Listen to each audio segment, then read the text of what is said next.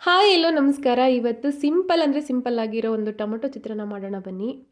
ಇದನ್ನು ಮಾಡಲಿಕ್ಕೆ ಒಂದು ಪಾತ್ರೆನ ಬಿಸಿಗಿಟ್ಟು ಅದಕ್ಕೆ ಸ್ವಲ್ಪ ಎಣ್ಣೆ ಹಾಕಿ ಬಿಸಿಯಾದ ನಂತರ ಸಾಸಿವೆ ಹಾಕಿ ಚಿಟಪಟ ಅನಿಸಿ ಬೇಕಾಗಿರೋಷ್ಟು ಕಡಲೆಬೀಜ ಕಡಲೆಬೇಳೆ ಹಾಕ್ಕೊಂಡು ಹುರ್ಕೊತಾ ಇದ್ದೀನಿ. ಈಗ ನಾನು ಜೀರಿಗೆ ಸೇರಿಸ್ತಿದ್ದೀನಿ. ಮೊದಲೇ ಸಾಸಿವೆ ಜೀರಿಗೆ ಸೇರಿಸಿದ್ರೆ ಜೀರಿಗೆ ತುಂಬಾ ಸೀದೋಗ್ಬಿಡುತ್ತೆ ಅಂತ. ಇದಾಗಿದೆ.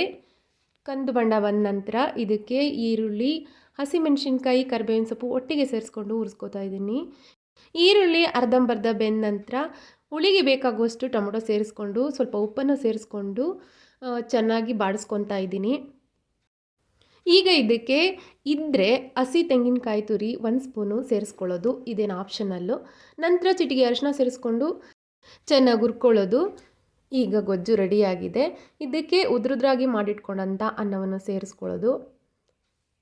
ಈ ಹಂತದಲ್ಲೇ ಕೊತ್ತಂಬರಿ ಸೊಪ್ಪನ್ನು ಸೇರಿಸ್ಕೊಂಡು ಚೆನ್ನಾಗಿ ಕಲಿಸ್ಕೊಳ್ಳೋದು.